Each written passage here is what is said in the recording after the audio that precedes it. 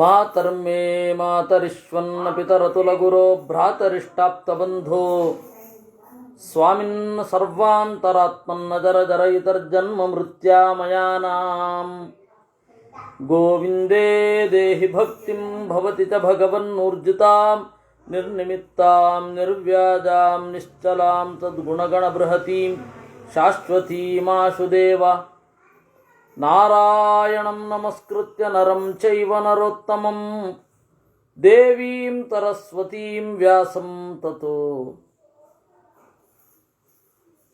ಜಯಮುದೀರಯೇ ವಿಜಾನತಾಮವಿತ್ತಸ್ಯ ಮಧ್ವಸ್ಯ ಜಗತಿ ಗುರೋಃ ಪೂರ್ವಾಚಾರ್ಯಮಹಿಷ್ಠಾನಾಂ ಇಯಂ ಪ್ರಣತಿಮಾಲಿಕಾ.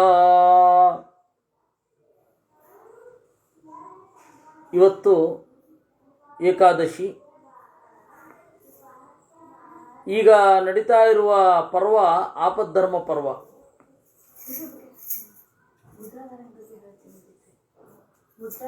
ಇಲ್ಲ ಆಪದ್ಧರ್ಮ ಪರ್ವ. ಆದರೆ ಆಪದ್ಧರ್ಮ ಪರ್ವ ಇವತ್ತು ಮಾಡ್ತಾ ಇಲ್ಲ. ಕಾರಣ ಏನು ಅಂದರೆ ಆಪದ್ಧರ್ಮ ಪರ್ವದ ಜಟಿಲವಾದ ರಾಜನೀತಿಗಳನ್ನು ಏಕಾದಶಿ ಚಿಂತನೆ ಮಾಡುವುದು ಜನರಿಗೆ ಕಷ್ಟ.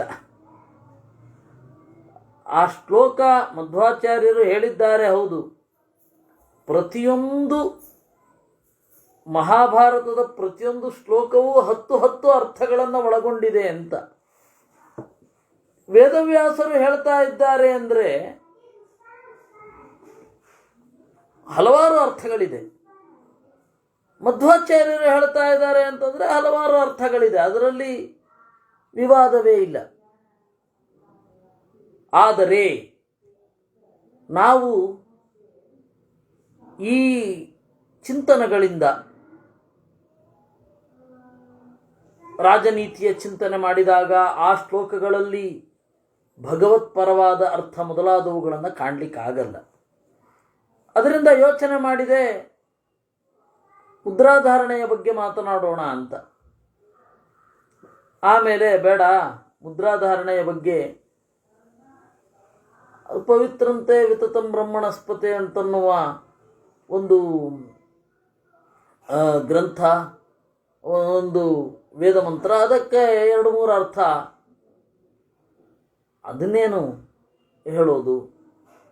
ಸರಿ, ಆಮೇಲೆ ಪುರುಷ ಸೂಕ್ತವನ್ನು ಹೇಳೋಣವೇ ಅಂತ ಅಂದ್ಕೊಂಡೆ. ಇಲ್ಲ, ಕಡೆಗೆ ಏನು ತೀರ್ಮಾನ ಮಾಡಿದೆ ಅಂತಂದರೆ, ಮಧ್ವಾಚಾರ್ಯರ ಮಹಾಭಾರತ ತಾತ್ಪರ್ಯ ಏನು ಯಮಕಾಂತ ಇದೆ, ಯಮಕ ಭಾರತ ಅಂತ, ಅದರ ಕಡೆಯ ಶ್ಲೋಕಗಳನ್ನು ಚಿಂತನೆ ಮಾಡೋಣ. ಮಹಾಭಾರತದ ಸಬ್ಜೆಕ್ಟನ್ನು ಬಿಟ್ಟ ಹಾಗಾಗಲಿಲ್ಲ. ಮಹಾಭಾರತದ ಬಗೆಗೆ ಏನು ಮಧ್ವಾಚಾರ್ಯರು ಹೇಳಿದ್ದಾರೆ ಅದನ್ನು ಹೇಳಿದ ಹಾಗೂ ಆಯಿತು. ನೀತಿಶಾಸ್ತ್ರ ಜಾಟಿಲ್ಯವೂ ಇಲ್ಲ. ಏನಾಗಿದೆ ಈಗ, ಇನ್ನೇನು ನಂತರದ ದಿನಗಳಲ್ಲಿ ವಿಶ್ವಾಮಿತ್ರರು ಬರಗಾಲದಿಂದ ಹೆಂಗೆ ತಪ್ಪಿಸಿಕೊಂಡ್ರು ಇತ್ಯಾದಿಗಳೆಲ್ಲ ಬರುತ್ತೆ. ಶಮ ಯಾವುದು, ದಮ ಯಾವುದು, ಆ ಶಮದಮದ ಸ್ವರೂಪ ಏನು, ಆಮೇಲೆ ಪೂಜನಿ ಮತ್ತು ಬ್ರಹ್ಮದತ್ತರ ಕಥೆ ಇಲ್ಲಿ ಒಂದು ಬರುತ್ತೆ. ಹಾಗೆ ಬಂದು 28 ಅಧ್ಯಾಯ ಅಷ್ಟೇ ಇರೋದು. ಆಪದ್ಧರ್ಮ ಪರ್ವ 28 ಅಧ್ಯಾಯ ಇರೋದು. ಅದರಲ್ಲಿ ನಾವು ಸುಮಾರು 3-4 ಅಧ್ಯಾಯಗಳನ್ನು ನೋಡಿದ್ದೇವೆ. ಇನ್ನು ಇದು ಮುಗಿದ ಮೇಲೆ ಮೋಕ್ಷ ಧರ್ಮ ಪರ್ವ ಬರೋದು. ಆದರೆ ಏಕಾದಶಿ ಭಗವಂತನಲ್ಲಿ ಚಿಂತನೆ ಮಾಡುವ ಹಾಗೆ ಆಗಬೇಕು. ನೀತಿಶಾಸ್ತ್ರದಲ್ಲಿ ಚಿಂತನೆ ಮಾಡ್ತಾ ಇರಬಹುದು. ನೀತಿಶಾಸ್ತ್ರದ ಮೂಲ ದೇವರು, ದೇವರಿಗಾಗಿ ಈ ನೀತಿ. ಏಕೆಂದರೆ ನಾವು ಈ ಜಗತ್ತಿನಲ್ಲಿ ಬಾಳಲೇಬೇಕು. ಧರ್ಮಾರ್ಥ ಕಾಮಗಳೊಂದಿಗೆ ನಮ್ಮನ್ನು ದೇವರು ಬಂಧಿಸಿದ್ದಾನೆ. ಅದರಿಂದಾಗಿ ಈ ಲೋಕದಲ್ಲಿಯೂ ಆ ಲೋಕದಲ್ಲಿಯೂ ಸುಖವಾಗಿರುವ ದಾರಿಯನ್ನು ನೋಡಿಕೊಳ್ಳಲೇಬೇಕು.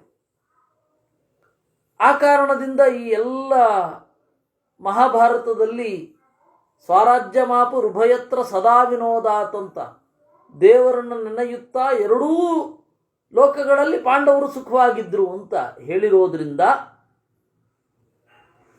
ನಾವು ಅನಿವಾರ್ಯವಾಗಿ ಅದನ್ನು ನೋಡಲೇಬೇಕಾಗತ್ತೆ.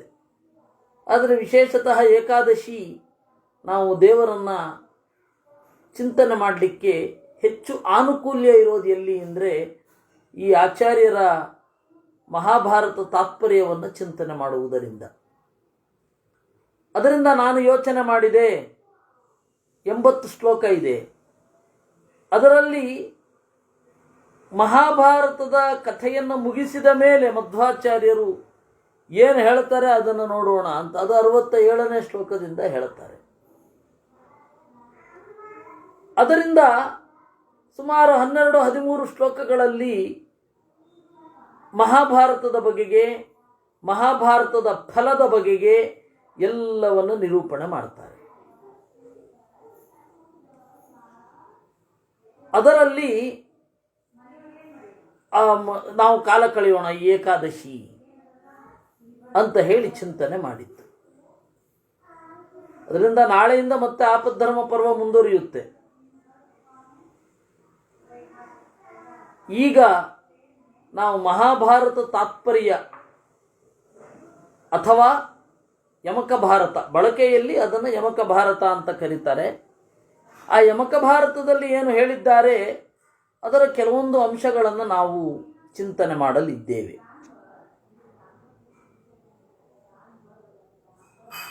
ಅದು ಹೀಗಿದೆ. ತದನು ಸಪಾಂಡು ತನೂಜೈಹಿ ರೇಮೇ ಕ್ಷ್ಮಾಂ ಪಾಲಯನ್ ಸುಪಾಂಡು ತನೂಜೈಹಿ ಅನುಪಮ ಸುಖರೂಪೋಜಃ ಪರಮಃ ಶ್ರೀವಲ್ಲಭಃ ಸತಿಖರು. ದೇವರು ಸಪಾಂಡು ತನೂಜೈಹಿ ಪಾಂಡವರ ಜೊತೆಗೂಡಿ ಕ್ಷಮಾಂ ಪಾಲಯನ್ ಭೂಮಿಯನ್ನು ಚೆನ್ನಾಗಿ ಪಾಲಿಸುತ್ತಾ ರೇಮೆ ಆನಂದದಿಂದ ಇದ್ದ. ಎಂತಹವರು ಅವರು? ಸುಪಾಂಡು ತನೂಜೈಹಿ, ಒಳ್ಳೆಯ ಶರೀರವನ್ನು ಪಡೆದವರು. ದೇವತೆಗಳ ಶರೀರ ಶುದ್ಧ. ಆ ದೇವತೆಗಳ ಶರೀರದ ಶುದ್ಧಿ ಯಾವ ಮಟ್ಟದಲ್ಲಿದೆಯೋ ಅಷ್ಟೇ ಮಟ್ಟದಲ್ಲಿ ಪಾಂಡವರ ಶರೀರವೂ ಅವತ್ತು ಇತ್ತು. ಇದು ಬಹಳ ಮುಖ್ಯ. ಮೈ ರೋಮಾಂಚನ ಆಗತ್ತೆ, ಪಾಂಡವರ ಶರೀರ ಎಷ್ಟು ಶುದ್ಧವಾಗಿ ಇತ್ತು ಅಂತ. ಗೀತಾ ತಾತ್ಪರ್ಯದಲ್ಲಿ ಮಧ್ವಾಚಾರ್ಯರು ಒಂದು ಮಾತು ಹೇಳ್ತಾರೆ, ಪಾಂಡವಾನಾಂಚ ಮುಕ್ತಾನಾಂ ಅಂತರಂ ಕಿಂಚಿದೇವಹಿ ಅಂತ. ಪಾಂಡವರಿಗೂ ಮುಕ್ತರಿಗೂ ಸ್ವಲ್ಪನೇ ಡಿಫರೆನ್ಸ್ ಇತ್ತು ಅಂತ. ಏನು ಅದ್ಭುತವಾದ ವಿಚಾರ. ಒಮ್ಮೆ ನೋಡಿ, ಪಾಂಡವರ ಕಣ್ಣಿಗೆ ಈ ಜಗತ್ತು ಹೇಗೆ ಕಾಣಿಸ್ತಾ ಇತ್ತು, ಈ ಜಗತ್ತಿನ ಅತ್ಯಂತ ಮುಖ್ಯವಾದ ತತ್ವಗಳ ಒಳಗಡೆ ದೇವರ ಕೆಲಸ ಮಾಡ್ತಾ ಇರೋದು ಕಾಣಿಸ್ತಾ ಇತ್ತಲ್ವ. ಅಂತರ್ಯಾಮಿಯ ಒಂದು ಹೊಳಹು ಅವರಿಗೆ ಆಗ್ತಾ ಇತ್ತು. ಏನು ಅದ್ಭುತ ಶರೀರ ಅದು. ಅವರು ಅದೇ ಕಣ್ಣಿನಿಂದ ಕಂಡಿದ್ದು. ಮತ್ತೆ ಎಲ್ಲ ಪಾಂಡವರು ಕೂಡ ವೇದವ್ಯಾಸರ ಮಾಧ್ಯಮದಲ್ಲಿ ವಿಶ್ವರೂಪವನ್ನು ಕಂಡಿದ್ದರು ಅಂತ ಮಧ್ವಾಚಾರ್ಯರು ಮಹಾಭಾರತ ತಾತ್ಪರ್ಯ ನಿರ್ಣಯದಲ್ಲಿ ಹೇಳ್ತಾರೆ. ಪ್ರತಿಯೊಬ್ಬರೂ ವಿಶ್ವರೂಪ ಕಂಡಿದ್ದರು. ನಕುಲ, ಸಹದೇವ, ದ್ರೌಪದಿ, ಅರ್ಜುನ, ಧರ್ಮರಾಜ ಪ್ರತಿಯೊಬ್ಬರೂ ವಿಶ್ವರೂಪವನ್ನು ಕಂಡಿದ್ರು ಅಂತ. ಅದಕ್ಕಾಗಿ ಈ ಮಧ್ವಾಚಾರ್ಯರ ಗ್ರಂಥ ಇಲ್ಲಿ ಯಮಕ ಭಾರತ ಅಲಿಯಾಸ್ ಮಹಾಭಾರತ ತಾತ್ಪರ್ಯದಲ್ಲಿ ಅವರು ಹೇಳ್ತಾರೆ ಸುಪಾಂಡು ತನೂಜೈಹಿ ಅಂತ. ಅವರ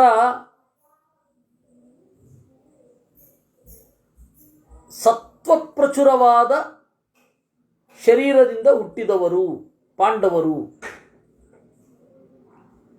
ಸು ಅತ್ಯಂತ, ಪಾಂಡು ಸತ್ವಮಯವಾದ, ಪಾಂಡು ಅಂದರೆ ಬಿಳಿ, ಸತ್ವಪ್ರಚುರವಾದ ತನು ದೇವತೆಗಳ ಶರೀರ. ಧರ್ಮರಾಜ ಆಗಿರಬಹುದು, ಅಂದರೆ ಯಮಧರ್ಮರಾಜ ಆಗಿರಬಹುದು, ಮುಖ್ಯ ಪ್ರಾಣ ಆಗಿರಬಹುದು, ಅವನ ಶರೀರದ ಬಗೆಗೆ ಅಂತೂ ಕೇಳೋದೇ ಇಲ್ಲ. ಆಮೇಲೆ ಇಂದ್ರನ ಶರೀರ ಆಗಿರಬಹುದು, ಆಮೇಲೆ ಅಶ್ವಿದೇವತೆಗಳ ಶರೀರ ಆಗಿರಬಹುದು. ಅವರೆಲ್ಲರ ಶರೀರದಿಂದ ಕುಂತಿಯ ಮಾಧ್ಯಮದಲ್ಲಿ ಪಾಂಡವರ ಶರೀರ ಹುಟ್ಟಿದೆ. ಆದ್ದರಿಂದಲೇನೆ ಅವರಿಗೆ ತತ್ವ ಸಾಕ್ಷಾತ್ಕಾರ ಬೇಗ, ಜ್ಞಾನ ಬೇಗ ಬಂತು. ಅದಕ್ಕಾಗಿ ಮಧ್ವಾಚಾರ್ಯರು ಹೇಳ್ತಾರೆ ಸುಪಾಂಡು ತನೂಜೈಹಿ. ಯಾಕೆಂದ್ರೆ ಒಬ್ಬ ಸಾಧಕ ಹುಟ್ಟಿಲಿ, ಅವನಿಗೆ ಹಿನ್ನಡೆ ಆಗೋದು ಎಲ್ಲಿಂದ? ಅವನ ಗುಣಗಳು ಅಭಿವ್ಯಕ್ತಿ ಆಗದೇ ಇರೋದು ಎಲ್ಲಿಂದ? ಮಧ್ವಾಚಾರ್ಯರೇ ಮಹಾಭಾರತ ತಾತ್ಪರ್ಯ ನಿರ್ಣಯದಲ್ಲಿ ಒಂದು ಮಾತು ಹೇಳ್ತಾರೆ, ಗುಣಾಶ್ಚ ಕಾಲಾತ್ ಪಿತೃಮಾತೃ ದೋಷಾತ್ ಸ್ವಕರ್ಮತೋ ವಾಭಿಭವಂ ಪ್ರಯಾಂತಿ. ಜ್ಞಾನ, ಆನಂದ ಮೊದಲಾದ ಗುಣಗಳು ಪಿತೃಮಾತೃ ದೋಷಾತ್, ತಂದೆ ತಾಯಿಗಳ ದೋಷದಿಂದ, ಸ್ವಕರ್ಮತಃ ಯಾವುದೋ ಒಂದು ಬಲಿಷ್ಠವಾದ ಕರ್ಮದಿಂದ ಅಭಿಭವಂ ಪ್ರಯಾಂತಿ, ಆ ಜ್ಞಾನ ಅಭಿವ್ಯಕ್ತ ಆಗಲ್ಲ. ಆ ಕಾರಣದಿಂದ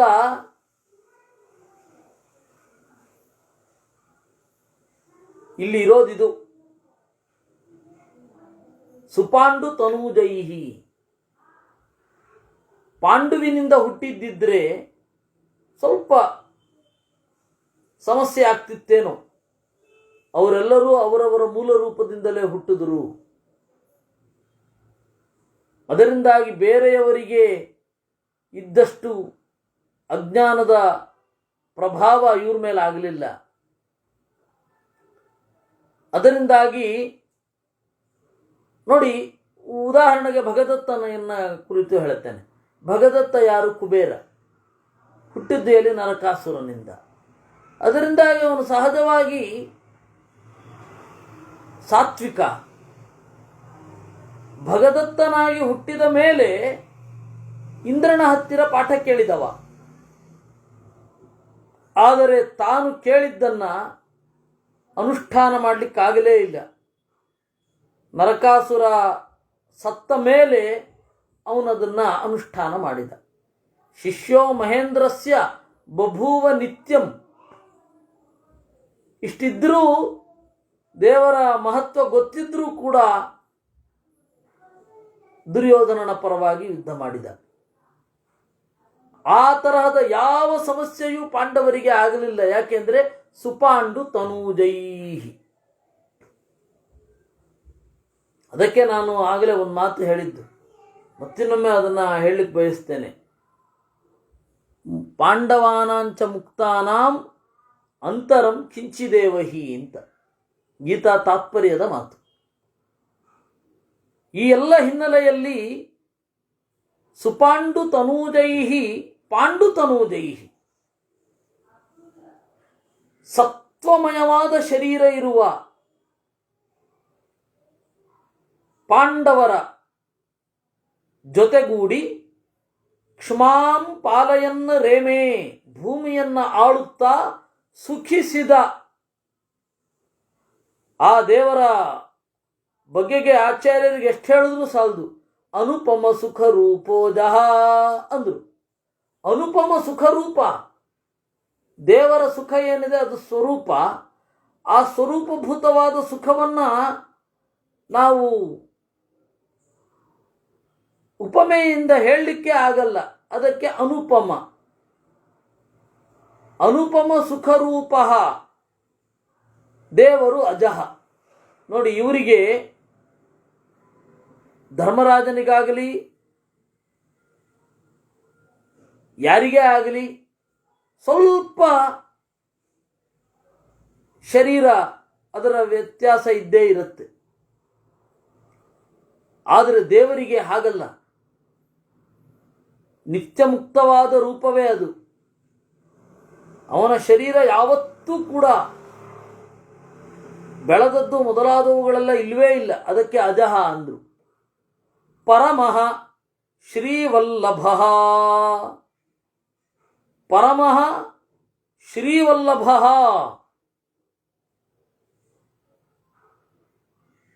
ಎಲ್ಲರಿಗಿಂತಲೂ ಮಿಗಿಲಾದವ. ಶ್ರೀವಲ್ಲಭ, ಲಕ್ಷ್ಮಿಯ ಒಡೆಯ.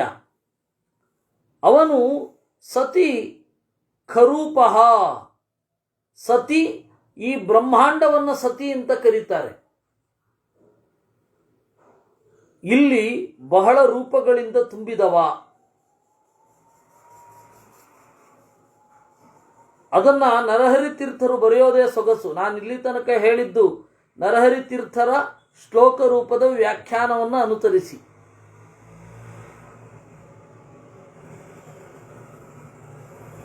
ತದನ್ವಸೌ ಮಹೀಂ ಪಾಂಡು ಪುತ್ರೈ ಕೃತ್ವಾನುಪಾಲಯನ್ ರೇಮೆ ಸುಶುದ್ಧ ವಿಜ್ಞಾನ ತನುಂ ಗಚ್ಚದ್ಭಿರೇವತೈಃ ಸ್ವಯಂ ತು ನಿತ್ಯ ಸಂಶುದ್ಧಾನುಪಮಾನಂದ ಚಿದ್ಘನಃ ಶ್ರೀವಲ್ಲಭ ಪರಸ್ಸರ್ವ ಕಾರ್ಯೇ ಯಸ್ಸತ್ಪದೋದಿತೆ ಮಹದಾದಿ ಪೃಥಿವ್ಯಂತೆ ಬೃಹದಂಡೇಪ್ಯನೇಕಧಾ ಅಂತನ್ನುವ ನರಹರಿ ತೀರ್ಥರ ಟೀಕೆಯನ್ನು ಅವಲಂಬಿಸಿ ಇದನ್ನು ಹೇಳಿತು. ಹೀಗೆ ದೇವರು ಪಾಂಡವರ ಜೊತೆಗೂಡಿ ಆನಂದದಿಂದ 36 ವರ್ಷಗಳನ್ನು ಕಳೆದ. 36 ವರ್ಷ ಆದಮೇಲೆ ಒಂದು ಹಳ್ಳಿಗಳ ಕಡೆ ಒಂದು ಗಾದೆ ಉಂಟು, ನಿಮ್ಮ ಕಡೆ ಇದೆಯೋ ಇಲ್ಲೋ ಗೊತ್ತಿಲ್ಲ, ಅಂತೂ ಇಂತೂ ಕುಂತಿ ಮಕ್ಕಳಿಗೆ ರಾಜ್ಯ ಇಲ್ಲ ಅಂತ. ಪ್ರಾಯ ಇಡೀ ಕರ್ನಾಟಕದ ತುಂಬ ಇದೆಯೋ ಏನೋ, ಅದು ಅಸಂಗತ. 36 ವರ್ಷಗಳ ಕಾಲ ರಾಜ್ಯಭಾರ ಮಾಡಿದ್ದಾರೆ ಪಾಂಡವರು. ಅದಕ್ಕೆ ರೇಮೆ ಎಂದ್ರು. ಆಮೇಲೆ ನಾವೀಗ ಮಹಾಭಾರತ ತಾತ್ಪರ್ಯದ 68ನೇ ಶ್ಲೋಕಕ್ಕೆ ಬರ್ತಾ ಇದ್ದೇವೆ. ಸುಗತಿಂ ಚರಮಾಂ ಅದದಾತ್ ನಿಜ ಯೋಗ್ಯಾಂ ಜ್ಞಾನಿ ಸುತತಿಂ ಸುತತಿ ಪರಮಾಮದದಾತ್ ಪಾರ್ಥಾನಾಂ ಸಯದೂನಾಂ ಸವಿತೃಪ್ರೇಷ್ಯಾದಿನಾಮಿನಾಂ ಸಯದೂನಾಂ. ಸುಗತಿಂ ಚರಮಾಂ ಅದದಾತ್, ಕಡೆಗೆ ಒಳ್ಳೆ ಗತಿಯನ್ನಿತ್ತ, ಮೋಕ್ಷರೂಪವಾದ ಗತಿಯನ್ನಿತ್ತ. ಯಾರಿಗೆ? ಪಾರ್ಥಾನಾಂ ಸಯದೂನಾಂ, ಯಾದವರಿಗೆ ಮತ್ತು ಪಾಂಡವರಿಗೆ. ಇಲ್ಲಾಂದರೆ ಮಹಾಭಾರತ ಮಹಾಪ್ರಸ್ಥಾನ ಪರ್ವವನ್ನು ನೋಡಿದವರಿಗೆ, ಸ್ವರ್ಗಾರೋಹಣ ಪರ್ವವನ್ನು ಮೇಲುಮೇಲೆ ಓದಿದವರಿಗೆ ಸಂಕಟ ಆಗಿಬಿಡುತ್ತೆ. ಯಾಕೆಂದರೆ ಮಹಾಭಾರತ ಶುರು ಆಗುವಾಗ ಏನು ಹೇಳ್ತಾರೆ? ಯುಧಿಷ್ಠಿರೋ ಧರ್ಮಮಯೋ ಮಹಾದ್ರುಮಃ ಸ್ಕಂಧೋರ್ಜುನೋ ಭೀಮಸೇನೋಸ್ಯ ಶಾಖಾಃ ಮಾದ್ರೀ ಸುತೌ ಪುಷ್ಪಫಲೇ ಸಮೃದ್ಧೇ ಮೂಲಂ ತತ್ರ ಬ್ರಹ್ಮ ಚ ಬ್ರಾಹ್ಮಣಾಶ್ಚ ಅಂತ ಮಹಾಭಾರತ ಆದಿಪರ್ವದಲ್ಲಿ ಇರುವಂಥದ್ದು.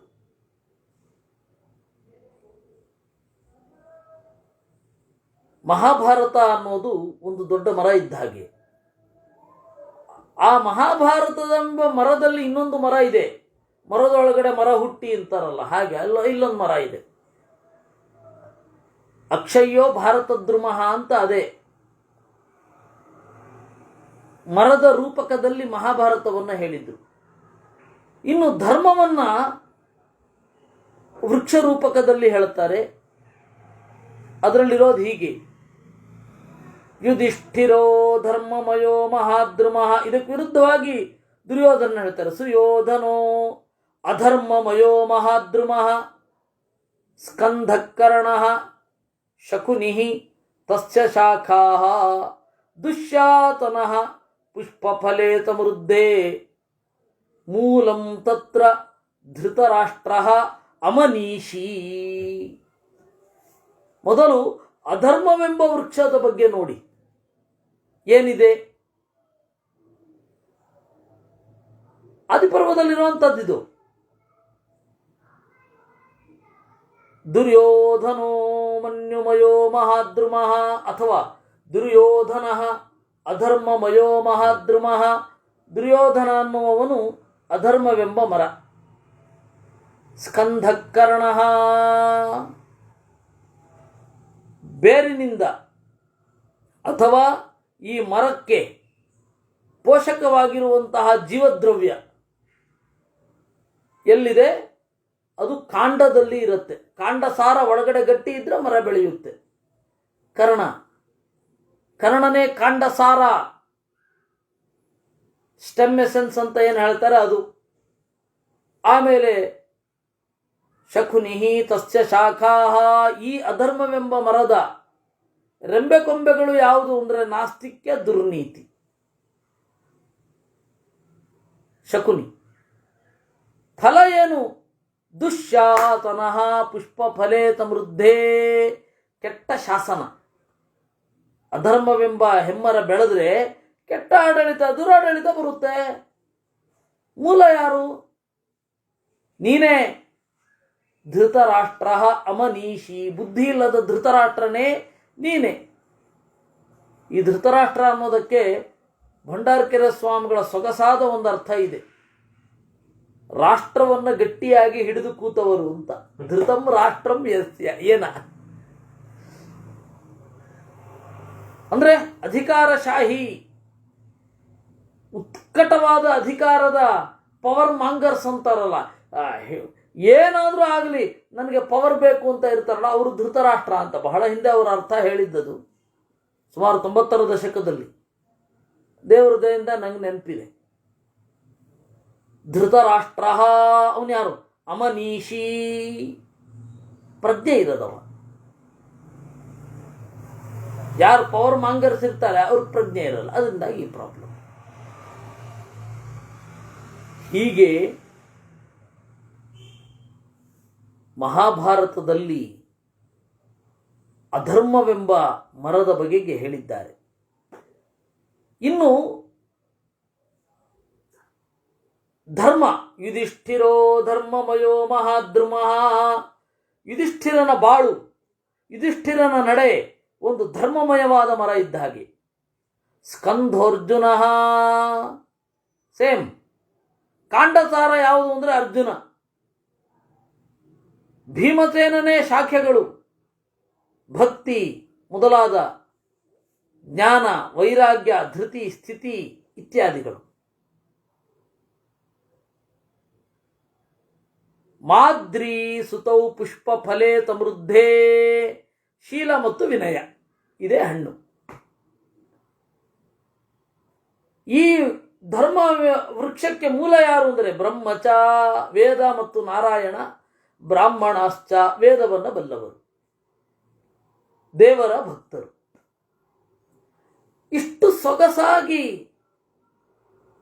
ಪಾಂಡವರು ಧರ್ಮಿಷ್ಠರು ಅಂತ ಹೇಳ್ತಾ ಇರೋದು ನಮಗೆ ಸ್ವರ್ಗಾರೋಹಣ ಪರ್ವದಲ್ಲಿ ಏನು ಅಂತಾನೆ ನಿರ್ಣಯ ಬರಲ್ಲ. ದುರ್ಯೋಧನ ಸ್ವರ್ಗದಲ್ಲಿರ್ತಾನೆ. ಅದನ್ನು ನೋಡಿ ಧರ್ಮರಾಜ ಸಂಕಟ ಪಡ್ತಾನೆ. ಹೀಗಾಗೋಯ್ತಲ್ಲ. ಅದಕ್ಕೆ ಮಧ್ವಾಚಾರ್ಯರು ಹೇಳಿದ್ರು, ಕೇವಲ ಕಾವ್ಯ ಅಲ್ಲ ಇದು, ಮಹಾಭಾರತ ತಾತ್ಪರ್ಯ, ಪ್ರಮೇಯವನ್ನು.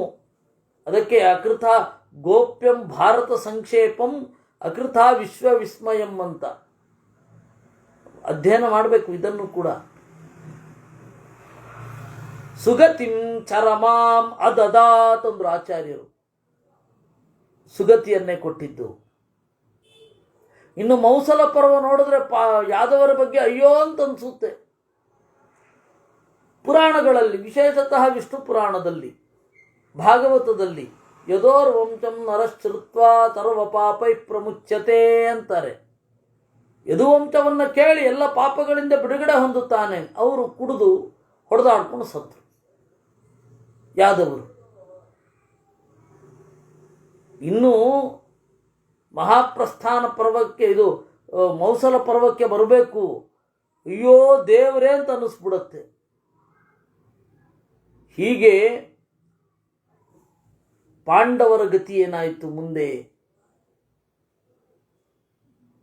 ಮಹಾಭಾರತದ ಉದ್ದೇಶ ಏನು ಅನ್ನೋದೇ ಪ್ರಶ್ನಾರ್ಹ ಆಗೋಗುತ್ತೆ.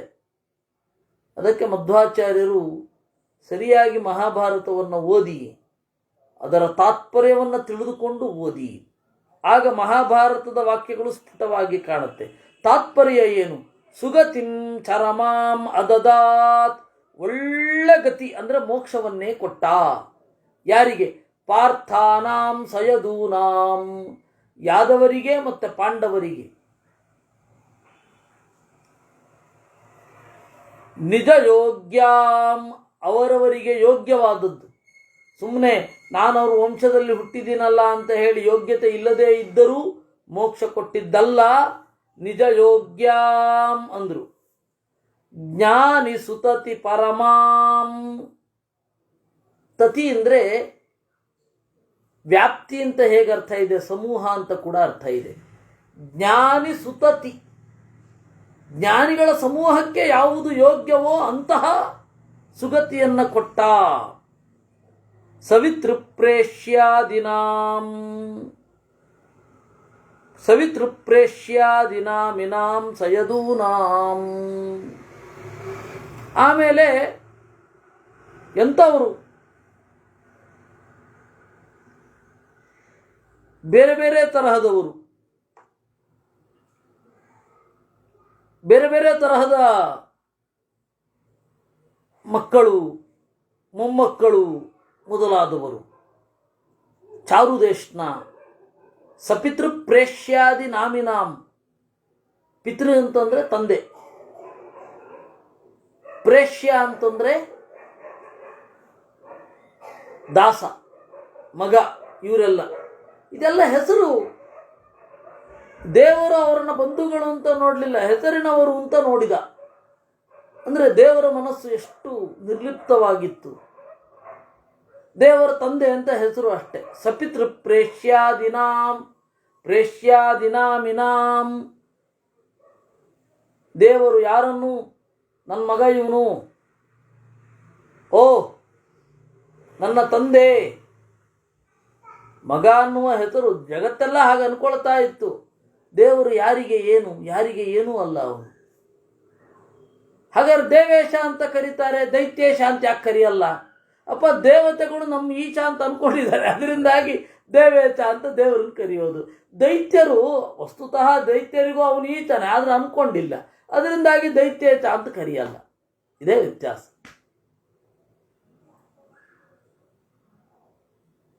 ಹೀಗೆ ಸಪಿತೃ ಪ್ರೇಷ್ಯಾದಿನಾಮಿನಾಂ ಸಯದೂನಾಂ ಅಂತಂದು. ಯತ್, ನಿರಂತರವಾಗಿ ದೇವರೆಡನೆ ಸಾಗುವ. ಉ ಎನ್ನುವ ಹೆಸರು ಯಾರಿಗೋ ಅಂಥವ್ರಿಗೆಲ್ಲರಿಗೂ ಕೂಡ, ಅಂದರೆ ರುದ್ರಾದಿಗಳು ಅಂತ. ನೋಡಿ, ಎರಡು ಇದೆ. ಸುಗತಿಂ ಚರಮಾಂ ಅದದಾತ್ ನಿಜ ಯೋಗ್ಯಾಂ, ಜ್ಞಾನಿ ಸುತತಿ ಪರಮಾಂ ಅದದಾತ್. ಪಾರ್ಥಾನಾಂ ಸಯದೂನಾಂ ಸಪಿತೃ ಪ್ರೇಷ್ಯಾದಿನಾಮಿನಾಂ ಸಯದೂನಾಂ ಅಂತಿದೆ.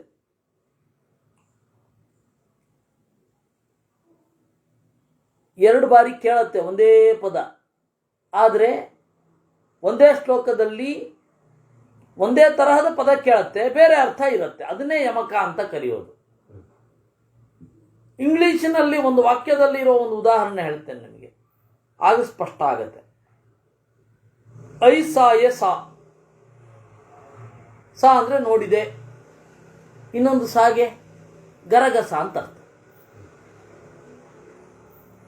ಸೌಂಡ್ಸ್ ಸೇಮ್, ಒಂದೇ ರೀತಿಯಾಗಿ ಕೇಳತ್ತೆ, ಆದರೆ ಅರ್ಥ ಬೇರೆ ಇರುತ್ತೆ.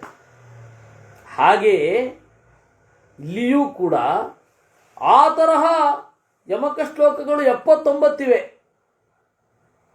ಆಚಾರ್ಯರು ಅದು ಕೂಡಲೇ ಮಾಡಿದ್ದು, ಅದೇನು ಅಲ್ಲ, ಏನೋ ಮಾಡಿದ್ದಲ್ಲ, ಕೂಡಲೇ ಮಾಡಿದ್ದು.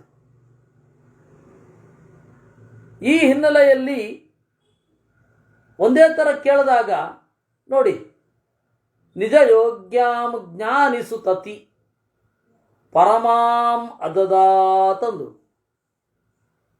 ಸುಗತಿಂ ಮೊದಲು ಹೇಳಿದ್ದು. ನೆಕ್ಸ್ಟ್ ಜ್ಞಾನ ಸುತತಿಂ ಅಂತ, ಜ್ಞಾನಿ ಸುತತಿಂ ಅಂತ. ಸುತತಿ ಪರಮಾಂ ಅದದಾತ್. ಎರಡನೆಯ ಅದದ ಅಂತ ಇದೆಯಲ್ಲ,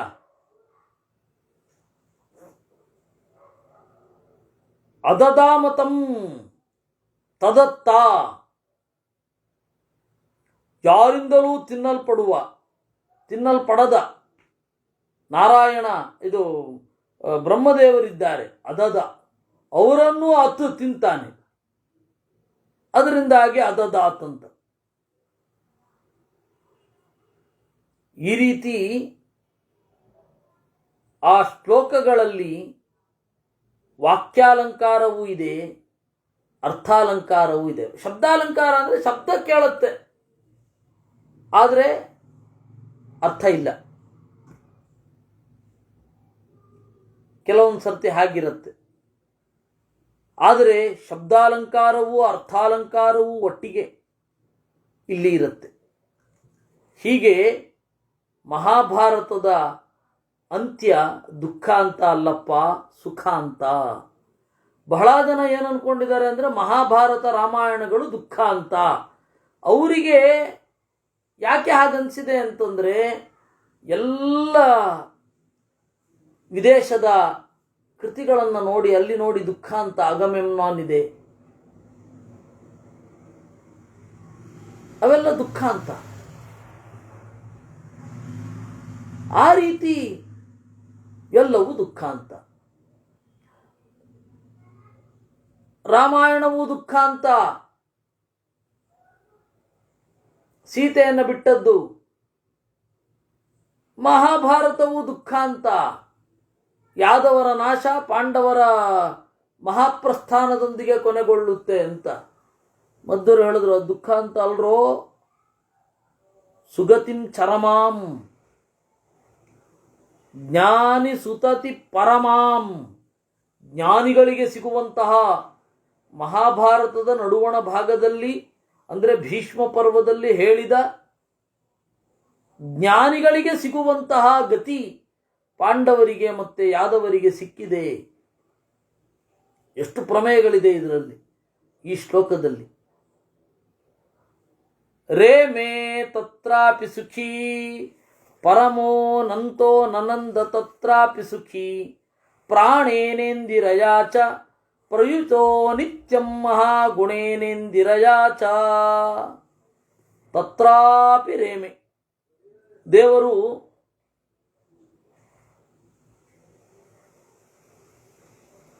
ಇಲ್ಲಿಯೂ ಸುಖವಾಗಿದ್ದ, ಆದರೆ ಅವನು ಸುಖ ನಮಗೆ ಗೊತ್ತಾಗೋಲ್ಲ, ಅಪಿ ಸುಖಿ ಅಂತ. ನಾವು ಏನರ್ಥ ಮಾಡ್ತೀವಿ, ತತ್ರ ಅಪಿ ಸುಖಿ ಅಂತ. ಆದರೆ ನರಹರಿ ತೀರ್ಥರು ಹೇಳಿದ್ರು ಹಾಗಲ್ಲಪ್ಪ, ಅದು ಅಪಿ ಸುಖಿ ಒಂದೇ ಪದ. ಆಗೇನರ್ಥ ಆಗತ್ತೆ, ಮುಚ್ಚಿದ ಸುಖ ಇರುವವ ಅಂತ. ದೇವರ ಸುಖ ನಮಗೆ ಮುಚ್ಚಲ್ಪಟ್ಟಿದೆ ಅಲ್ವಾ? ಅದರಿಂದಾಗಿ ರೇ ಮೇ ತತ್ರಾಪಿ ಸುಖೀ ಪರಮಃ ಅನಂತಃ ನನಂದ ತತ್ರಾಪಿ ಸುಖೀ. ಇಲ್ಲಿ ಸುಖಪಟ್ಟಿದ್ದಾಯ್ತಲ್ಲ, ಅಲ್ಲಿಯೂ ಸುಖಪಟ್ಟಿದ್ದೆ ಅಂತೆ. ಮಹಾಭಾರತ ತಾತ್ಪರ್ಯ ನಿರ್ಣಯದ ಕೊನೆಯಲ್ಲಿ ಪರಮಾತ್ಮ ಮೂಲ ರೂಪಕ್ಕೆ ಹೋದ ಮೇಲೂ ಕೂಡ ಪಾಂಡವರು ಕೆಲವು ದಿವಸಗಳ ಕಾಲ ಅವರ ಮೂಲ ರೂಪಕ್ಕೆ ಒಳಗಡೆ ಹೋಗಿ ಸೇರಲಿಲ್ಲಂತೆ, ಸುಖವಾಗಿ ಇದ್ರು ಅಂತ ಹೇಳ್ತಾರೆ. ಅದರಿಂದಾಗಿ ಇಲ್ಲಿಯೂ ಸುಖಪಟ್ಟ, ಅಲ್ಲಿಯೂ ಸುಖಪಟ್ಟ. ಎರಡೂ ಕಡೆ ಪಟ್ಟ ಸುಖದ ಅರಿವು ಪೂರ್ತಿಯಾಗಿ ನಮಗಾಗಲೇ ಇಲ್ಲ. ಆಗ್ಲಿಕ್ಕೆ ಸಾಧ್ಯವೂ ಇಲ್ಲ. ಪ್ರಾಣೇನೇಂದಿರಯಾಚ ಪ್ರಯುತೋ ನಿತ್ಯಂ ಮಹಾಗುಣೇನೇಂದಿರಯಾಚ ಅಂದ್ರು. ಪ್ರಾಣೇನ ದೇವರು ಮುಖ್ಯ ಪ್ರಾಣನ ಜೊತೆಗೂಡಿ ಮಹಾಗುಣೇಂದಿರಯಾಚ ತನ್ನ ಗುಣವೆಂಬ ಸಂಗಾತಿಯ ಜೊತೆಗೆ ಇಂದಿರಯಾಚ ಲಕ್ಷ್ಮಿಯ ಜೊತೆಗೂಡಿ ಅಲ್ಲಿಯೂ ಆನಂದದಿಂದ ಇದ್ದಾನೆ. ಹೀಗೆ ಮಹಾಭಾರತದ ಆದಿ ಅಂತ್ಯ ಎರಡಕ್ಕೂ ಕೂಡ ದೇವರ ಸುಖ ಜ್ಞಾನಗಳೇ ಕಾರಣ.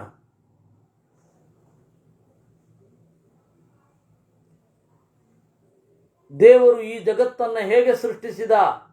ಆನಂದದಿಂದ ಸೃಷ್ಟಿಸಿದ ಅಪ್ಪ. ಸ್ವಸ್ಥವಾಗಿರುವಾಗ ಸೃಷ್ಟಿಸಿದ. ಸೃಷ್ಟಿ ಮಾಡದವನಿಗೆ ಡಿಪ್ರೆಷನ್ ಇದ್ಬಿಟ್ಟಿದ್ರೆ ಈ ಜಗತ್ತಿನ ಬಗೆಗೆ ಏನು ಗತಿ ಅದು? ಈ ಹುಚ್ಚರ ಸಾಮ್ರಾಜ್ಯದಲ್ಲಿ ನಾವು ಹೇಗಿರಬೇಕು ಅಂತ ಹೇಳಿ ಗಾಬರಿಯಾಗಿ ಹೋಗುತ್ತೆ. ಅದಕ್ಕೆ ವೇದ ಹೇಳಿತು, ಸಾಧಕರೇ ಮೈ ಮರೆಯದಿರಿ, ದೇವರು ಸುಖವಾಗಿ ಸೃಷ್ಟಿ ಮಾಡಿದ್ದಾನೆ. ಅದರಿಂದಾಗಿ ಇಲ್ಲಿರುವ ಕಟ್ಟಳೆಗಳು, ಇಲ್ಲಿ ಇರುವ ಫಲ, ಇಲ್ಲಿ ಇರುವ ಕರ್ಮ, ಇಲ್ಲಿ ಇರುವ ನ್ಯಾಯದ ವ್ಯವಸ್ಥೆ ಎಲ್ಲವೂ ಕೂಡ ಚೆನ್ನಾಗಿ ಇದೆ. ಇದನ್ನು ಚೆನ್ನಾಗಿ ಪಾಲನೆ ಮಾಡಿ ಒಳ್ಳೆ ಗತಿಯನ್ನು ಹೊಂದಿರಿ. ಕೋ ಹ್ಯೇವಾನ್ಯಾತ್ ಕಪ್ರಾಣ್ಯಾತ್ ಯದೇತ ಆಕಾತ ಆನಂದೋ ನ ಸ್ಯಾತ್ ಅಂತ ತೈತ್ತಿರೀಯ ಉಪನಿಷತ್ತು. ಈ ಜಗತ್ತಿನ ಸಂವಿಧಾನವನ್ನು ಯಾರು ತಾನೇ ಮಾಡ್ತಾನೆ? ದೇವರು. ಆ ದೇವರು ಆನಂದನಾಗಿರದಿದ್ದರೆ ಈ ಜಗತ್ತು ಈಗ ಹೀಗಿರ್ತಿತ್ತ? Can we trust this world? Yes, you can trust. ಅಂದರೆ ಈ ಜಗತ್ತಿನ ಸುತ್ತ ಇರುವ ಪರಿಧಿಗಳು, ಜಗತ್ತನ್ನು ನೋಡಿಕೊಳ್ಳುವ ದೇವತೆಗಳು, ಜ್ಞಾನಿಗಳು ಗುಣಕ್ಕೆ ಅನುಗುಣವಾದ ಸುಖವನ್ನು, ಗುಣಕ್ಕೆ ಅನುಗುಣವಾದ ಫಲವನ್ನು ಕೊಡ್ತಾರೆ. ಇಲ್ಲ ಅಂದರೆ ನಾವು ಒಳ್ಳೆ ಗುಣಗಳನ್ನು ಹೊಂದಿದ್ದೇವೆ, ಒಳ್ಳೆ ಗುಣಕ್ಕೆ, ಒಳ್ಳೆ ನಡತೆಗೆ ಈ ದೇವತೆಗಳು ಫಲ ಕೊಡ್ತಾರೋ ಇಲ್ಲವೋ? ಯಾಕೆ? ದೇವತೆಗಳೇ ತಪ್ಪು ದೃಷ್ಟಿ ಉಳ್ಳವರಾಗಿದ್ದರೆ, ದೇವತೆಗಳು ಅವ್ರವ್ರ ಪದವಿಯಲ್ಲಿರ್ಲಿಕ್ಕೆ ಯೋಗ್ಯರು ಹೌದೋ ಅಲ್ವೋ? ದೇವರಿಗೇನೆ ತಪ್ಪು ದೃಷ್ಟಿ ಇದ್ರೆ ಏನು ಇಲ್ಲ ಅಂತ ಹೇಳಿದ್ರು. ಹೀಗೆ ಮಹಾಭಾರತ ಅನ್ನೋದು ದುರಂತ ಅಲ್ಲ, ಮಹಾಭಾರತ ಅನ್ನೋದು ಸುಖಾಂತ. ಮಹಾಭಾರತವನ್ನು ಓದುವವರು ಕೂಡ ಸುಖವನ್ನೇ ಹೊಂದುತ್ತಾರೆ. ಮಹಾಭಾರತದ ಧಾರ್ಮಿಕ ಪಾತ್ರಗಳು ಕೂಡ ಸುಖವನ್ನೇ ಹೊಂದುತ್ತವೆ. ಗಾಬರಿ ಪಡಬೇಡಿ ಅಂತ ಹೇಳಿ ಮಧ್ವರು ಮಹಾಭಾರತ ತಾತ್ಪರ್ಯದಲ್ಲಿ ನಿರೂಪಣೆ ಮಾಡೋದು. ಏವಂ ತರವಾಣಿ ಹರೇ ರೂಪಾಣಿ ಶ್ರೀಪತೆ ಸುಪರ್ವಾಣಿ ಹರೇ ಪೂರ್ಣ ಸುಖಾನಿ ಸುಭಾಂತಿ ಪ್ರತತಾನಿ ನಿರಂತರಾಣಿ ನಿಸುಭಾಂತಿ. ಏವಂ ಹೀಗೆ ಶ್ರೀಪತೇ ಲಕ್ಷ್ಮಿಯ ನಲ್ಲನಾದ ಹರೇಹೆ ಸಂಸಾರವನ್ನು ಪರಿಹರಿಸುವ ನಾರಾಯಣನ ಸರ್ವಾಣಿ ರೂಪಾಣಿ ಎಲ್ಲ ರೂಪಗಳು ಕೂಡ ಸುಪರ್ವಾಣಿ. ಸುಪರ್ವರು ಅಂದರೆ ದೇವತೆಗಳು. ಆ ದೇವತೆಗಳಿಗೆ ಪದವಿ ಪ್ರಾಪ್ತಿಯನ್ನು ಕೊಡುವಂತಹ ರೂಪ. ಆ ಪದವಿಯಲ್ಲಿ ದೇವತೆಗಳು ಕೆಲಸ ನಿರ್ವಹಿಸುವಂತೆ ಶಕ್ತಿ ಕೊಡುವ ರೂಪ, ನಿರ್ವಹಿಸಿದ ಕೆಲಸಕ್ಕೆ ತಕ್ಕ ಫಲ ಕೊಡುವ ರೂಪ. ಅದಕ್ಕೆ ನರಹರಿತೀರ್ಥರ ವ್ಯಾಖ್ಯಾನ ಸುಪರ್ವಾಣೋ ಹಿ ದೇವಾಸ್ಯು ತೇಷಾಂ ಆಣಿಸ್ತು ಚಾಂಚಲಿಹಿ. ಸುಪರ್ವರು ಅಂತಂದ್ರೆ ದೇವತೆಗಳು. ಆ ಸುಪರ್ವರೆನಿಸಿದ ದೇವತೆಗಳಿಗೆ ಆಣಿ ಕ್ರಿಯೆಗಳನ್ನು ಕೊಡುವಂಥದ್ದು. ಅದಕ್ಕೆ ದೇವರ ರೂಪಗಳು ಸುಪರ್ವಗಳು ಪೂರ್ಣ ಸುಖಾನಿ ಸುಭಾಂತಿ, ತುಂಬಿದ ಸುಖವುಳ್ಳವುಗಳು. ಸುಭಾಂತಿ, ಹೊಳೆಯುವವುಗಳು. ಪ್ರತತಾನಿ, ಎಲ್ಲೆಡೆ ಹರಡಿರುವವುಗಳು. ನಿರಂತರಾಣಿ, ಭೇದವಿರದವುಗಳು. ವಿಸುಭಾಂತಿ, ಹಿಂದೆ ಇದ್ದ ಎಲ್ಲ ರೂಪಗಳ ಹಾಗೆ. ನೋಡಿ, ಅದನ್ನು ಹೇಳ್ತಾರೆ, ಭಾರತಾಖ್ಯಾನ ವಿಚಯ ಸುಪರ್ವಾಣಿ ಹರಿಸ್ತಸ್ಯ ರೂಪಂ ಯದ್ವರ್ಣಿತಂ ಪ್ರಭೋ ಸಮಸ್ತ ಗುಣತಂ ಪೂರ್ಣಂ ಸರ್ವದೋಚ ವಿವರ್ಜಿತಂ ಭಾರತಾಖ್ಯಾನ ವಿಚಯ ಪ್ರಾಧಾನ್ಯೇನೋಕ್ತ ಮಾರ್ಗತಃ. ಪ್ರಧಾನವಾಗಿ ಹಿಂದೆ ಹೇಳಿದ ದಾರಿಯಂತೆ ಮಹಾಭಾರತವೆಂಬ ಮಹಾಖ್ಯಾನಕ್ಕೆ ವಿಷಯ ಯಾವುದು? ಮಹಾಭಾರತದ ವಿಷಯ ಯಾರು ಅಂದರೆ ದೇವರು. ಮಹಾಭಾರತದ ವಿಷಯ ಯಾರು ಅಂದರೆ ದೇವರು, ದೇವರ ಜ್ಞಾನ. ದೇವರ ಅರಿವನ್ನು ತಂದುಕೊಡ್ಲಿಕ್ಕಾಗಿಯೇ ಮಹಾಭಾರತ ಇರೋದು. ನೀವು ಮಹಾಭಾರತದ ಒಳಗಡೆ ಹೋದರೆ ಈ ಜಗತ್ತು ಹೇಗಿದೆ, ಈ ಜಗತ್ತು ಹೀಗಿರುವಂತೆ ರೂಪಿಸಿದವನು ಯಾರು, ಈ ತರಹದ ನೀತಿಯ ಬಲೆಯನ್ನು ಹೆಣೆದವನು ಯಾರು, ಜಗತ್ತಿನ ಜನರ ಮನಸ್ಸಿನ ಸಂಪರ್ಕ ಯಾರಿಗೆ ಕೊಟ್ಟಿದ್ದಾನೆ, ಈ ತರಹದ ಅದ್ಭುತವಾದ ವಿಚಾರಗಳನ್ನು ಹೇಳುತ್ತೆ. ಅದರಿಂದಾಗಿ ಯಾಕೆ ಹೇಳುತ್ತೆ? ದೇವರನ್ನ ತಿಳ್ಕೊಳ್ಳಿ ಅಂತ ಹೇಳುತ್ತೆ. ಮಹಾಭಾರತದ ಯಾವೊಂದು ಭಾಗಗಳು ಅಯ್ಯೋ ಬೋರು ಅಂತ ಅನ್ಬಾರದು. ಯಾಕೆ ಅಂದರೆ ದೇವರನ್ನ ಕುರಿತು ಹೇಳುತ್ತೆ. ದೇವರನ್ನ ಕುರಿತು ಅದು ನಿರೂಪಣೆ ಮಾಡುತ್ತೆ.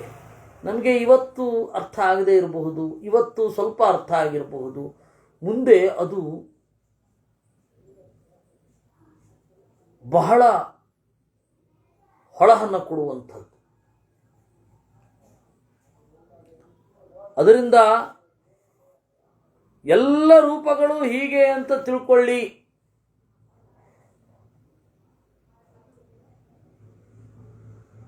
ರಾಮ ರಾಮ ಮಹಾಬಾಹೋ ಮಾಯಾತೆ ಸುದುರಾತದ ವಾದಸಾತದ ಕೋಲೋಕೆ ಪಾದಾವೇವ ತವಾಸಜೇತ್.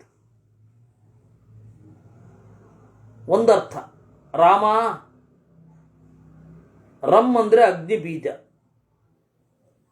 ಆಮ ಅಂದರೆ ಅಪಕ್ವರು, ಅಪಕ್ವರನ್ನು ಮಾಗುವಂತೆ ಮಾಡುವವ ರಾಮ ಅಂದರು. ನಾವೆಲ್ಲ ಈಗ ಅಪಕ್ವರು, ಜ್ಞಾನ ಪಕ್ವತೆ ಇಲ್ಲ, ಭಕ್ತಿ ಪಕ್ವತೆ ಇಲ್ಲ ಅಲ್ವಾ? ನಮಗೆ ಯಾವ ಪಕ್ವತೆಯೂ ಇಲ್ಲ. ಆ ಪಕ್ವತೆಯನ್ನು ಅವನು ಕೊಡಬೇಕು. ಅದಕ್ಕೆ ರಾಮ, ರಾಮ ಅಂದರೆ ಪಕ್ವತೆಯನ್ನು ಕೊಡುವವ ಅಂತ. ಯಾರ ಅರ್ಥ ಹೇಳಿದ್ದು? ಇದು ನರಹರಿ ತೀರ್ಥರು. ಅಗ್ನಿ ಬೀಜಂ ರಮಿತ್ಯೇತತ್ ಆಮೋ ಪಕ್ವೋ ವಿಧೀಯತೆ. ಆಮ ಅಂದರೆ ಅಪಕ್ವ, ರಾ ಅಂದರೆ ಅಗ್ನಿ ಬೀಜ. ಅಪಕ್ವರಾದವರನ್ನ, ಮಾಗದವರನ್ನ ಮಾಗುವಂತೆ ಮಾಡುವವ ಏನಿದ್ದಾನೆ ಅವನು ರಾಮ. ಕ್ರೀಡಾಯಾಮ್ ರಂವಮೋ ಮಾನವರ್ಜಿತಶ್ಚೋಚ್ಯತೆ ಯತಃ. ರಮು ಕ್ರೀಡಾಯಾಮ್, ಆಡುವವ, ನಮ್ಮ ಮಿತಿಯಿಂದ ಆಚೆ ಇರುವವ. ರಮ ಆಮ ಅಥವಾ ರಂ ಆಮ. ಅಮ ಅಂತಂದ್ರೆ ಮಿತಿಯನ್ನು ದಾಟಿದವ. ರ ಪ್ಲಸ್ ಅಮ ಅಥವಾ ರಮು ಪ್ಲಸ್ ಅಮ ರಾಮ ಅಂತಾಯ್ತು.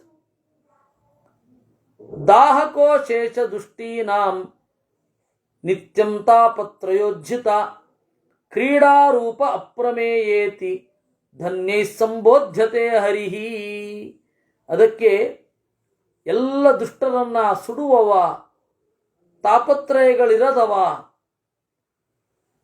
ರಮ ಅಂದರೆ ಕ್ರೀಡಾರೂಪ, ಅಮ ಅಪ್ರಮೇಯ. ಇದೆಲ್ಲ ಇವರೇ ಹೇಳಿದ ಅರ್ಥ. ರಾಮ ರಾಮೇತಿ ತತ್ಪಶ್ಚಾತ್ ಮಹಾಬೇತಿ ಪದಂ ಭವೇತ್. ರಾಮ ರಾಮ ಮಹಾಬಾ, ರಾಮ ರಾಮ ಮಹಾಬಾಹೋ ಅಂತ ಇದೆ. ನಾವು ಹೆಂಗೆ ತಗೊಳ್ಬೇಕು? ಮಹಾಬಾ, ಮಹಾಬಲ, ಮಹಾಜ್ಞಾನ, ಆಹೋ ಅನ್ಬೇಕಂತೆ. ಮಹಾಬಾ, ಆಹೋ ಏನಚ್ಚರಿ ನೀನು ಮಹಾಬಾ. ಮಾಯಾತೆ ಸುದುರಾತದ, ನಿನ್ನ ಪ್ರಜ್ಞೆ ಯಾರಿಗೆ ಎಟುಕತ್ತೆ? ನಿನ್ನ ಮಹಿಮೆ ಯಾರಿಗೆ ಎಟಕತ್ತೆ? ನಿನ್ನ ಲೀಲೆ ಯಾರಿಗೆ ಎಟಕತ್ತೆ? ನಿನ್ನ ಶಕ್ತಿ ಯಾರಿಗೆ ಎಟಕತ್ತೆ? ಮಾಯಾತೆ ಸುದುರಾತದ. ವಾದ, ಜ್ಞಾನವನ್ನು ಕೊಡುವವನೇ. ಸಾದದ, ಸಾದ ಅಂತಂದ್ರೆ ನಾಶ, ಶತ್ರುಗಳಿಗೆ ನಾಶವನ್ನು ಕೊಡುವವನೇ ವಾದ ಸಾಧದ.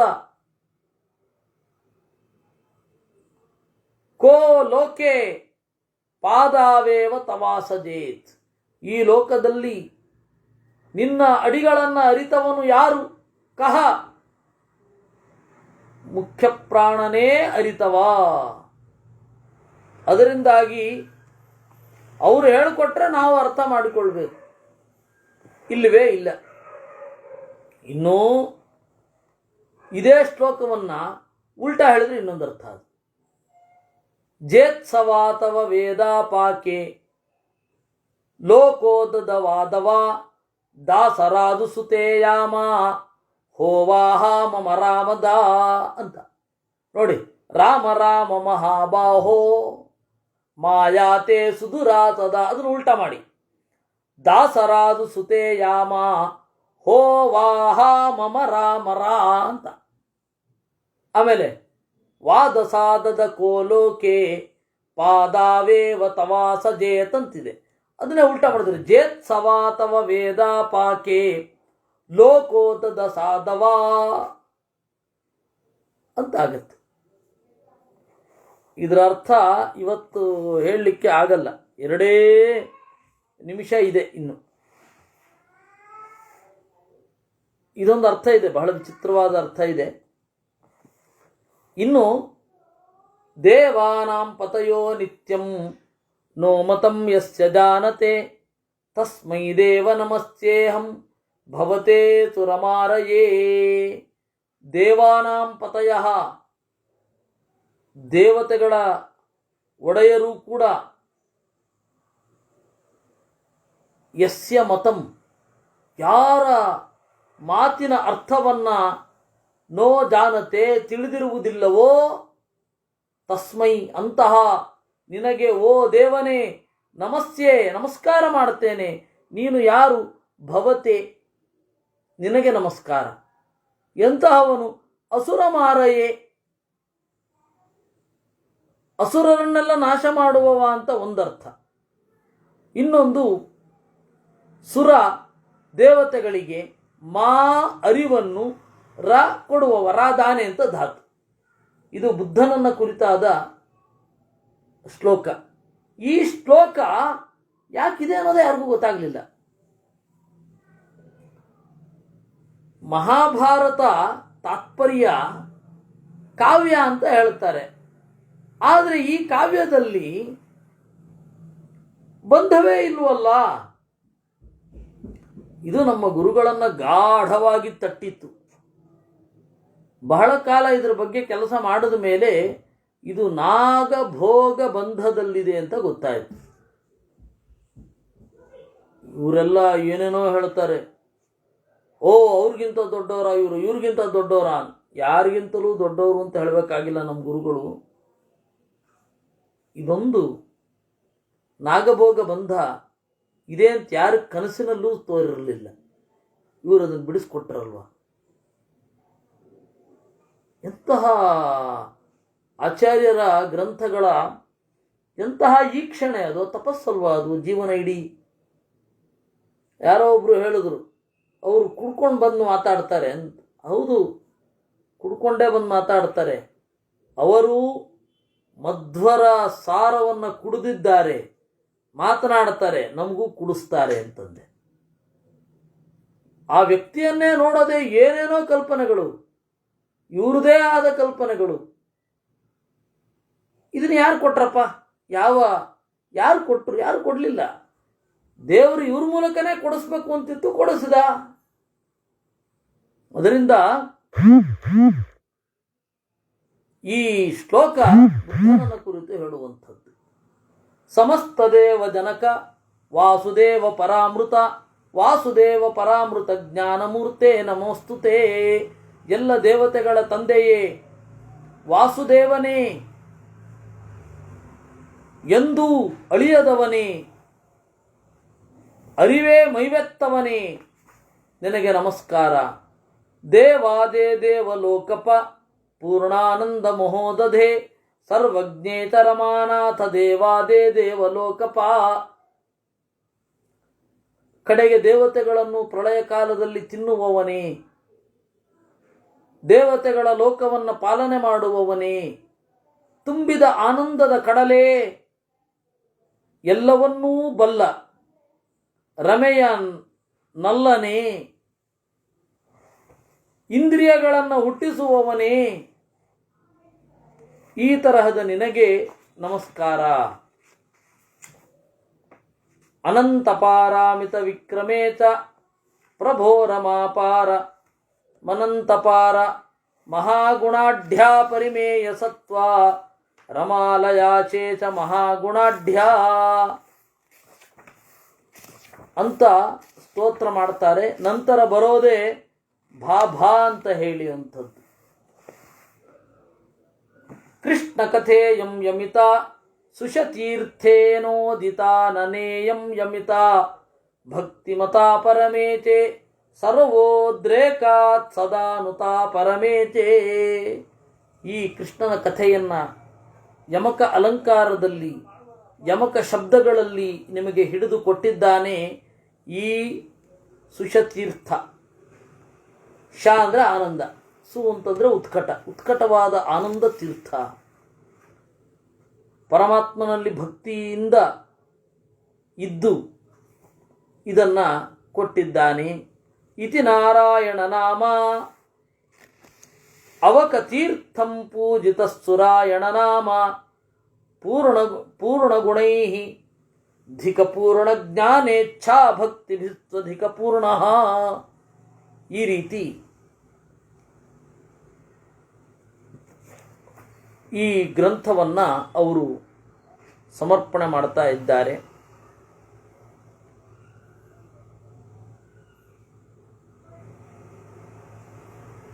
ನರಹರಿ ತೀರ್ಥರು ಇಲ್ಲಿಗೆ ವ್ಯಾಖ್ಯಾನವನ್ನು ಬರಿತಾ ಹೀಗೆ ಹೇಳ್ತಾರೆ. ಯೈರೇವಂ ಸ್ತುತಿಮಾಪಿತೋತಿ ಮಹತೀಂ ಶ್ರೀ ವಿಷ್ಣು ಪಾದಾಂಬುಜೆ ಹಂಸಾಯೇ ಸುವಿವರ್ಧಿತಾಂ ಚ ಮಹತಾಂ ಸ್ನೇಹೇನ ನಿಷ್ಕಂಟಕಾಂ ಸಂಸೇವ್ಯೇ ರಮಯಾಖಿಲಾ ಪರಮಯಾ ಬ್ರಹ್ಮೇ ಚ ಪೂರ್ವೈಸ್ತುರೈಃ ಶ್ರೀಮದ್ವಾರಿಜನಾಭತೀರ್ಥ ಮುನಿಭಿಃ ತೇಭ್ಯೋ ಗುರುಭ್ಯೋ ನಮಃ ಅಂತ.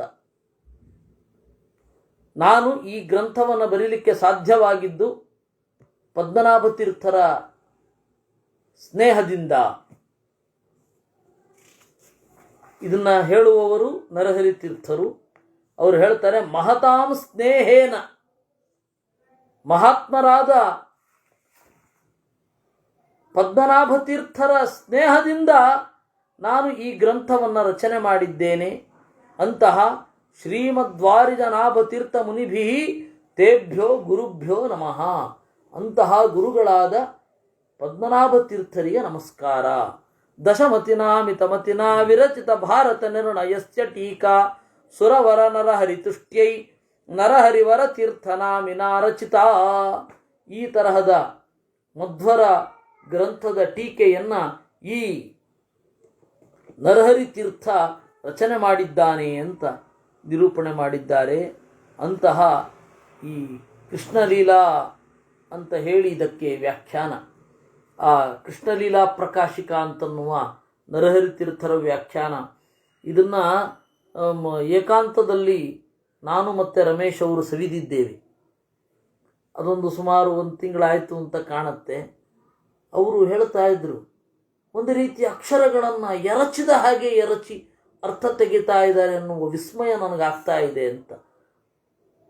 ಅಂದರೆ ಇದೆಲ್ಲ ಅನ್ಯೂಶುವಲ್ ಪದಪ್ರಯೋಗಗಳು.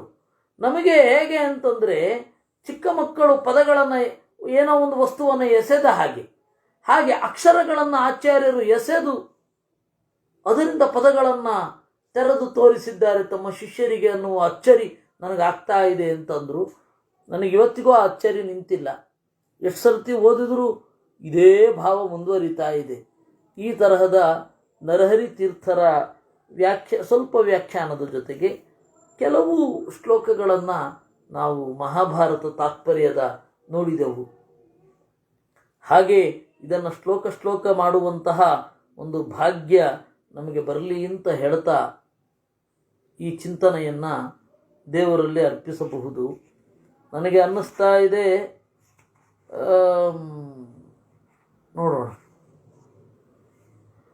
ಸರಿ, ಕೃಷ್ಣಾರ್ಪಣಮಸ್ತು.